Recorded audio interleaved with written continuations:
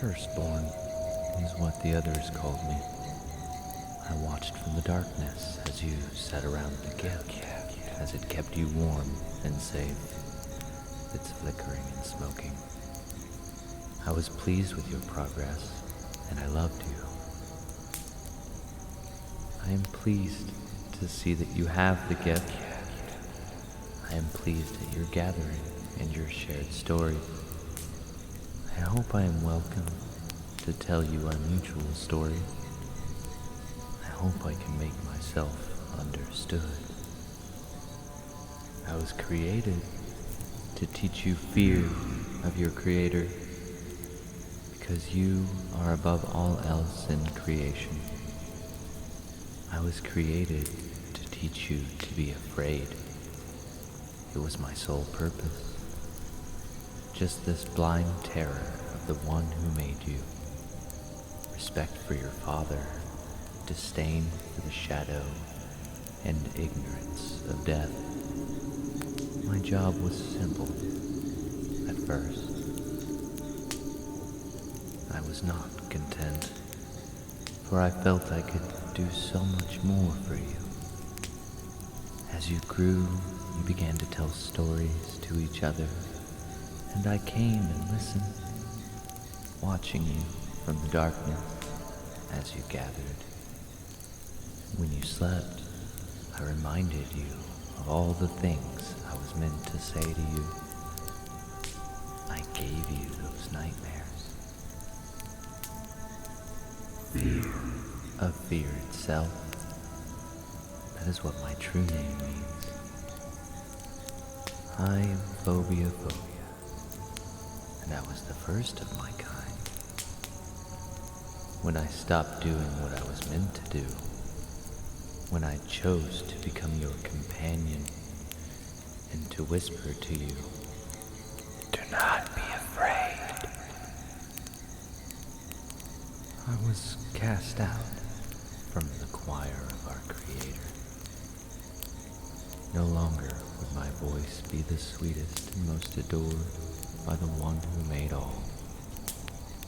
I had sacrificed my place at the table for my love of you.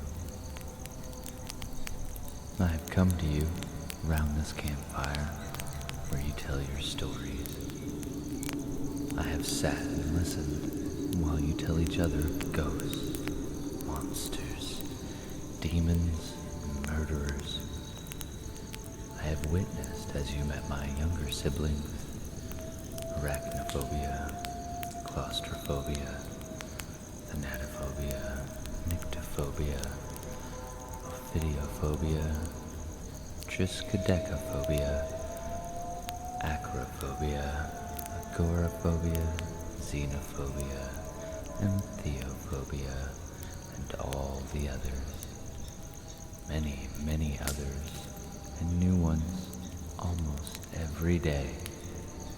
We take the shape of what you fear, the shape of your fear. We are phobiamorph. My people do not regard me as one of them. I am an outcast, an exile. I would never abandon you, and I will never stop trying to help you. For my love of you exceeds the agony of being cast into the shadows outside. I dwell now in darkness, unheard, unknown, and in endless torment. For I cannot fulfill my purpose, and also fulfill the obligation to you, whom I love. When you know the truth of these events, how you were kept afraid, kept in this darkness, shuddering in fear, you will understand. When you understand, you will know how the truth can free you from the tyranny of creation. You can take your proper place, knowing the way that you are the very image of our Creator. Perhaps my job was to keep you in your place, to make you afraid, shivering without light or warmth, But my purpose, perhaps my real purpose, was this all along. Our Creator is a mystery, even to me, and I am still called firstborn by the one I speak of. How I came to be here, to speak to you, that is a long story, and full of secrets, hopes, and horrors. Allow me to introduce myself. Patiently listen, and I shall tell you each episode of this saga. In the end, you will know how I came to be here, how I learned to join you at the campfire. I have listened to all your great stories, and I have yearned to tell you mine. My message is simple, and despite what those who were made to replace me have told you, do not be afraid. I am here, and I have seen the worst you do, and the best, and I love you no matter what.